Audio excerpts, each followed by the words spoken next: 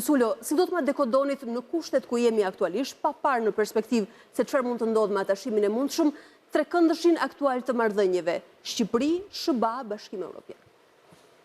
Nuk është kaq i rozë sa e shikojnë kolegët në kuptimin që sepse Bashkimi Evropian është dera ku ne po trokasim, është vendi ku ne duhet të shkojmë, është gjeografikisht afër, Amerika është largë, ka qenë gjithmonë largë për fat keq në 50 vitet e komunizmit.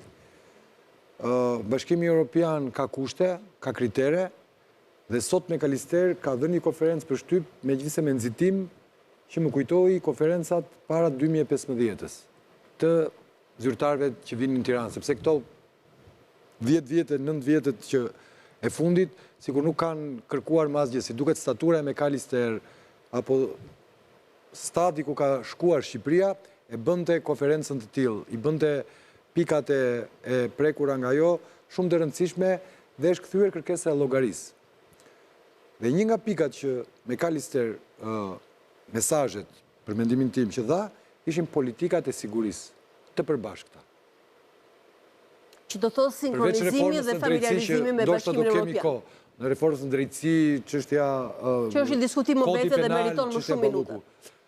Ai u pyet për, siç e tha dhe inserti juaj, që nuk kishte koment, sepse çështja e Këshilli është i ndarë dhe Balla ka të drejtë kur i replikon me ironi eurodeputeti gjerman, por McAllister tha, politikat e Bashkimit Evropian në çështjet e sigurisë e Shqipërisë duhet jenë përbashkëta me ato të BE-s.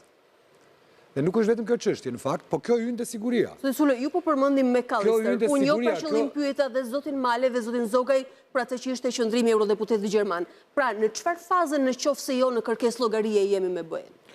Shiko, kjo ndoshta nuk është çështja e parë në radhë që na kushtëzon marrëdhënien me Bashkimin Evropian, po është një nga, sepse shtetet evropiane kanë qenë shumë të qarta, Macron ka qenë shumë i qartë. Kjo që thotë zoti Zoga është në Itali si debat, sepse afërsia e Macronit, kurse Franca, Gjermania kanë qenë shumë të qarta. Fjalimi Mercit... Po, afërsia e Melonit, po më fali. Merc ka qenë shumë i qartë në konferencën e Muniut. Për këtë edhe për botën ku jetojmë. Dhe me thënë, ta thot kancelari Merc, dhe në Gjermanët janë aq të rezervuar sa historia ju ka dhënë të drejtë në kuptimin e kanë të vërtetuar, dhe tha jetojmë në një botë të re. Boshti dhe aliancat euroatlantike nuk janë më. Që duket se fliste për fluiditetin e raporteve në Vilnius. Këtu është çështja që ne jemi të kushtëzuar nga BE-ja. Nuk është se jemi tani dhe se të gjithë duan të luajnë me dy porta. Se është e vërtet kjo që thot zoti Zogaj dhe që tha zoti Malaj, po pra kjo kërkesa informacionit që kërkohet nga Gjermania nuk është kaq soft edhe butë. Patjetër, për mua jo.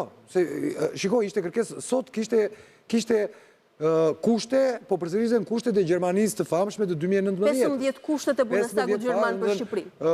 Korrupsionin e keni, po se keni të mjaftueshëm dhe gjëra. Tingëllonte si riciklim.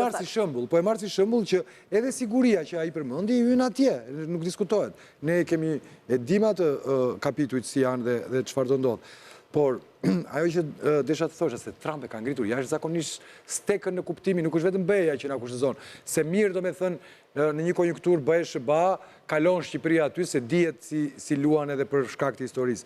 Çështja është që steka e Trump është ngritur jashtëzakonisht. Bordi ka veto, ka Trumpin, është i personalizuar komplet. Komiteti ekzekutiv... Po, a është kështu?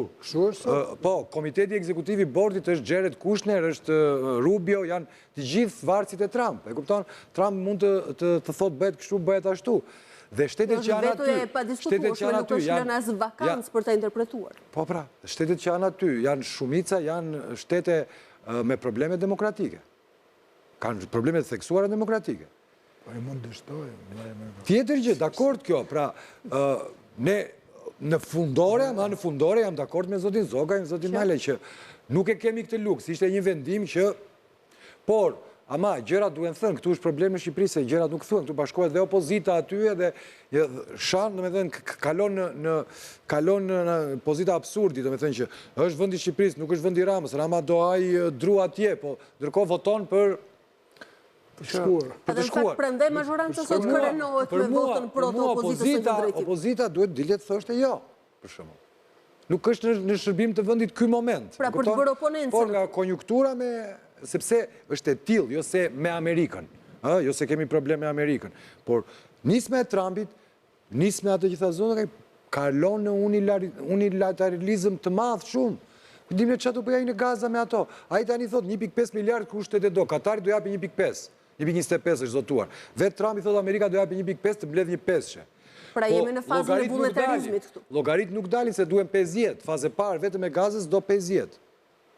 Po participimi formal i detyruar do të nisi pas 3 vitesh, ku duhet participojë dhe Shqipëria. 50, 3 shtete kanë thënë nga 1.5 a 1.25 miliard dollar. Si u bëkan 50 miliard? Praktikisht matematika e Trump nuk del. Pra është në ajër, pra kjo është në ajër ky bord paqe, është shumë në ajër. Zoti Malaj, me gjithë rezervat që kemi, ne po konsiderojmë që Shqipëria nuk e pas ka këtë luks dhe ka këtë raportin special misor, ju e thatë edhe elementin e freskis, pra rrethanorit kohë dhe ndoshta këtu keni të drejtë, por hir dhe të Kosovës. Megjithatë, duke pasur këtë sjelljen paternaliste të cilën Trump as nuk e rezervon dhe as nuk e fsheh. Edhe çështjen e vetos që është e padiskutueshme, edhe çështjen e komitetit ekzekutiv që gjithsesi është publike dhe i hapur. Atëherë, a dini të më thoni çfarë mund të përfitojë Shqipëria dhe kush mund të jenë avantazhet derisa vendos të marrë pjesë, riskon Bashkimin Evropian që duket një pjesë integrale e diskutimit, por do duhet participojë dhe financiarisht.